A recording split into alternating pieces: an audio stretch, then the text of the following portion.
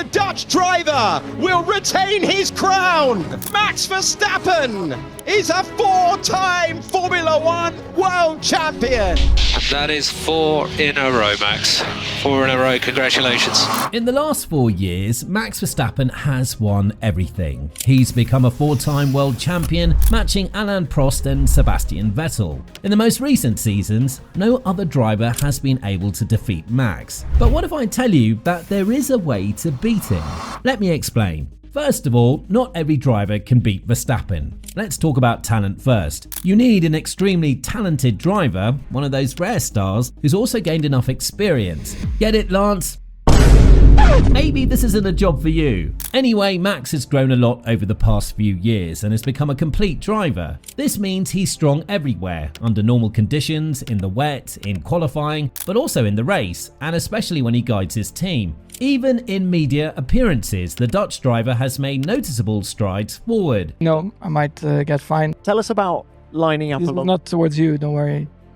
I don't want to upset you. So, to knock him out, you need a driver who's equally complete. Now, the second fundamental aspect is the pace of the driver. If you want to beat Max Verstappen, you cannot be his teammate, especially at Red Bull. You see, Max is one of those drivers who completely polarizes the team, making it impossible to beat him within his own group. That's because everything is tailored to suit him. If you think the second seat at Red Bull is cursed, that's complete bull. It's no coincidence that since 2019, anyone who's in the second Red Bull seat wasn't anywhere close to matching Verstappen. It's not Gasly's, Albon's or Perez's fault, but the fault is of a team internally divided on purpose, where whoever sits in the second Red Bull seat is constantly under pressure and in trouble.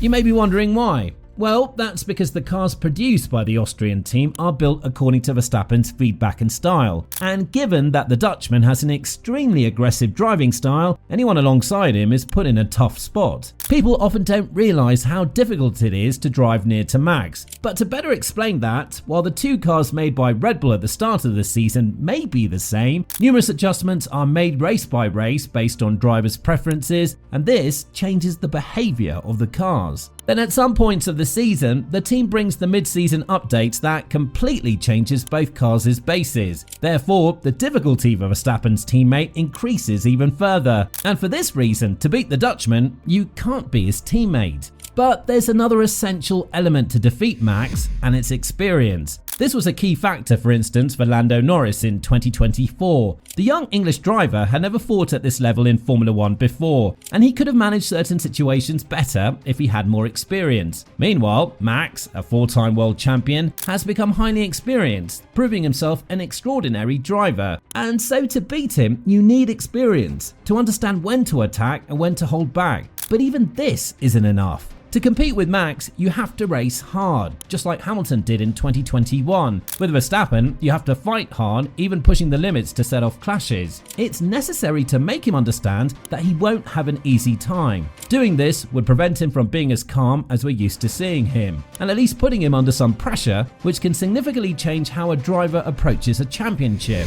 Okay, but how do you truly beat Max on the track? Actually, it's quite simple. You have to drive exactly like he does. When Verstappen battles opponents, his overtakes are executed in a very specific way, leaving no room for immediate response. The Red Bull driver employs what's known as a dive bomb. He enters a corner with such force and aggression that he nearly pushes the rival off track, preventing them from a reaction. The opponent is forced to correct their steering angle due to Max's dominant entry, and since Verstappen is already ahead, they cannot execute a switchback. Therefore, this makes it nearly impossible to respond, and Verstappen knows it very well. But you can't challenge Verstappen if you don't engage him from the start of the championship. You can't wait until mid-season to start fighting. Points must be kept close from the very first races, ensuring Verstappen to stay focused. This will let him understand that he must earn every point and cannot force others into mistakes. Otherwise, he'll do the same that he did with Hamilton in 2021 with the accident in Turn 1 at Monza, or with Norris towards the end of 2024 in Austin.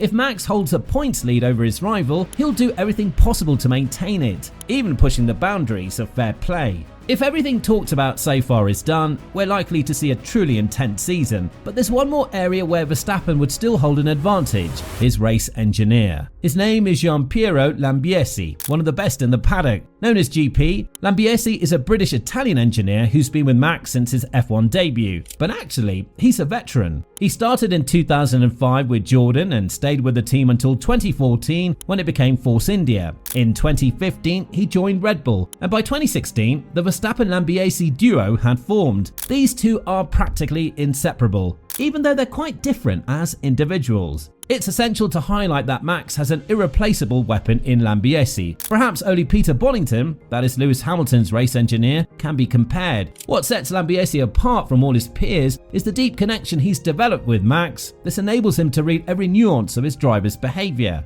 The race engineer plays a critical role, guiding and advising the driver during sessions and helping solve car issues or acting on the race strategy. Therefore, developing a profound connection between the two parts is key. And perhaps this is what makes all the difference compared to everyone else. Just see how Max and his engineer dealt with the 2024 Brazilian GP. This was a masterclass from both sides. Verstappen was starting from the back of the grid for a red flag caught in qualifying and an engine change on his car. In a race where there was nothing but rain, Max was catching up through the field right from the start. He arrived at the middle of the race and it was time for the pit stop. The Red Bull garage needed to understand what to do with its driver. They could have pitted just like Russell and Norris did, but they would have found themselves stuck behind in traffic, or just continued to stay out hoping in a safety car or a red flag to stop the race. There was tension because this second option would have granted them their position at the front of the pack, but it was also the one with more risk. Just hear how the two communicate.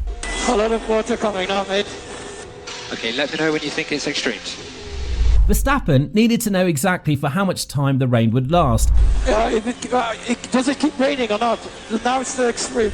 And Lambiesi told exactly this precise information. We have this rain only for another 4 minutes, Max. We have this rain only for another 4 minutes.